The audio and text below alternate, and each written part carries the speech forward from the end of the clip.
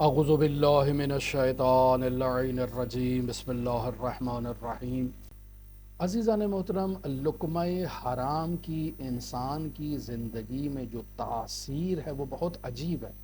مرحوم ابن فہد حلی کتاب عدۃ الداعی صفحہ 432 پر رسول خدا صلی اللہ علیہ وآلہ وسلم سے ایک نہایت ہی گراں قدر حدیث کو نقل کرتے ہیں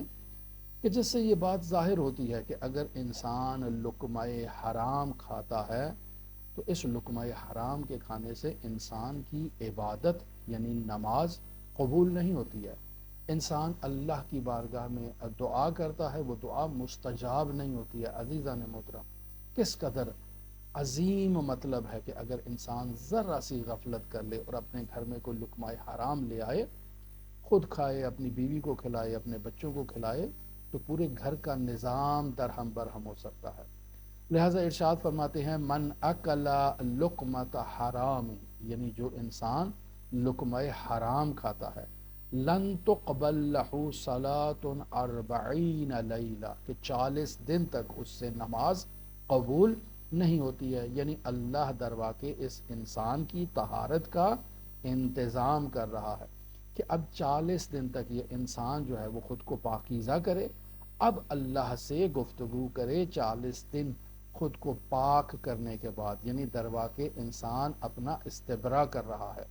کہ 40 دن تک وہ اپنے آپ کو حلال غذا کا عادی بنائے تاکہ اس کا استبراء ہو جائے، وہ پاک ہو جائے۔ اب اگر وہ 40 دن کے بعد نماز ادا کرے گا تو اللہ اس کی نماز کو قبول کرے گا۔ اور پھر فرماتے ہیں وَلَمْ تَسْتَجِبْ لَهُ دَعْوَةً 40 صباحا، اور 40 دن تک اس کی دعا قبول نہیں ہوتی ہے، کیوں؟ چونکہ اس نے لقمہ حرام استعمال فرمایا ہے۔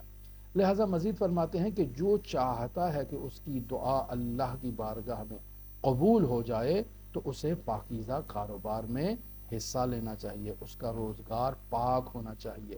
اس کا جو ہے وہ لقمہ حلال اپنے بچوں کو کھلائے۔ بس اوقات انسان روزگار تو حلال اختیار کر لیتا ہے، ایک اچھا شغل ہے، ایک اچھی نوکری انسان کو مل جاتی ہے، لیکن انسان اس اچھی نوکری میں یا خود آلودہ ہو جاتا ہے رشوت کی وجہ سے، خود آلودہ ہو جاتا ہے فساد کی وجہ سے، خود آلودہ ہو جاتا ہے سستی و کاہلی کا مظاہرہ کرتے ہوئے کہ آفس ورک ٹائم میں جو اسے کام کرنا تھا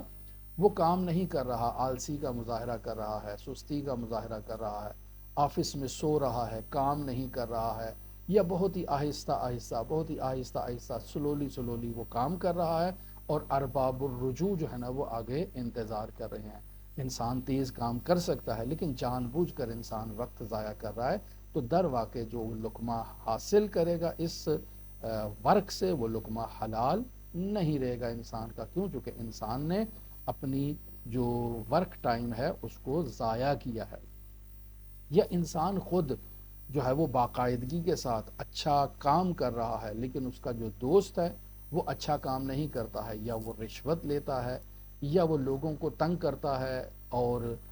کام میں سستی کرتا ہے، کام چوری کا مظاہرہ کرتا ہے، اور پھر انسان اس دوست کے ساتھ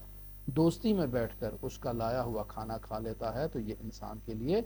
عواقب سوء ایجاد کرے گا۔ لہذا عزیزان محترم، اگرچہ فقہی اعتبار سے ایسے